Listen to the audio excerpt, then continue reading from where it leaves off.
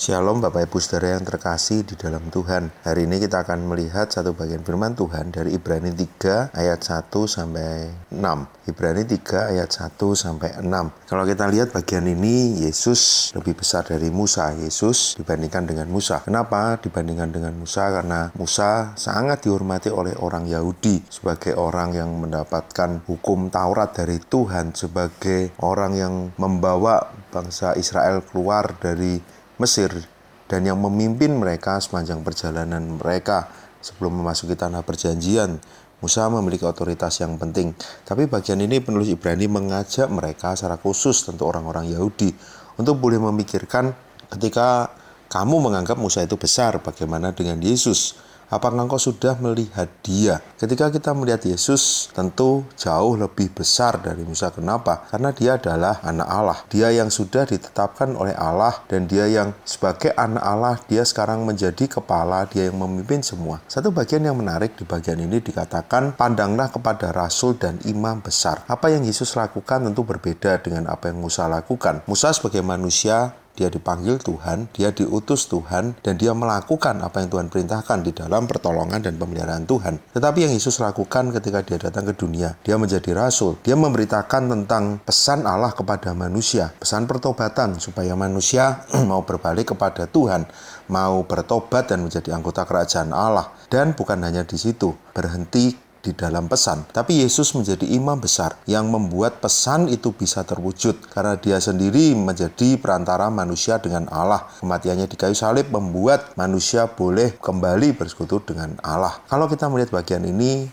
berbeda dengan Musa. Musa hanyalah manusia yang dipakai Tuhan untuk boleh mengatur, mempersiapkan, untuk boleh mengerjakan apa yang Tuhan perintahkan. Tapi Yesus, dia adalah anak Allah. Dia membawa keselamatan itu, dia menggenapinya. Dan saat ini dia sudah memberikan anugerahnya itu kepada kita, orang-orang percaya. Karena itu ketika kita melihat kebenaran tentang rasul dan imam besar ini, membuat kita seharusnya seperti yang dituliskan di Ibrani 3 ini, pandanglah kepada rasul dan imam besar yang kita akui, yaitu Yesus. Kita selalu memandang kepada dia, supaya kita boleh terus mengandalkan dia, fokus kepada dia. Dan kalau kita lihat di ayat yang ke-6, tetapi Kristus setia sebagai anak yang mengepalai rumahnya, dan rumahnya ialah kita. Jadi kalau kita lihat di sini, apa yang dia lakukan bagi kita, orang berdosa yang sudah diselamatkan ini, dia pun selalu bersama dengan kita, selalu menyertai kita. Kalau dia sudah melakukan itu bagi kita, bagaimana respon kita? Ialah kita, jika kita sampai kepada akhirnya, teguh berpegang pada kepercayaan dan pengharapan yang kita megahkan.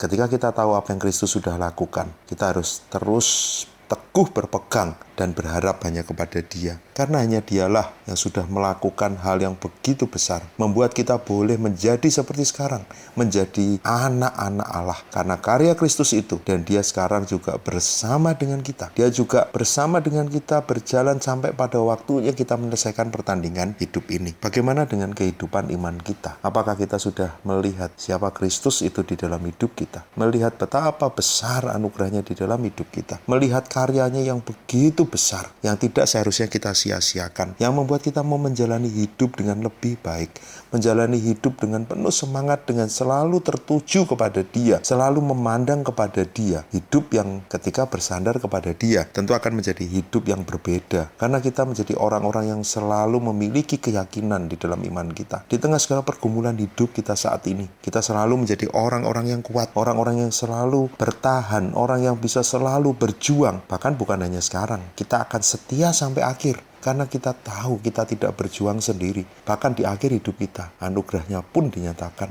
Hidup yang kekal itu akan kita dapatkan. Sehingga kita menjalaninya hari demi hari dengan penuh pengharapan. Hidupku bukan berhenti hari ini, bukan berhenti di masalahku. Tapi aku tahu, di dalam Kristus, hidup ini aku jalani dengan penuh sukacita untuk memuliakan dia, untuk meninggikan dia. Dan pada waktunya aku bersama dengan dia dalam kemuliaan. Bukankah itu akan membuat setiap hari kita menjadi berbeda? Kita adalah orang-orang yang memiliki pengharapan.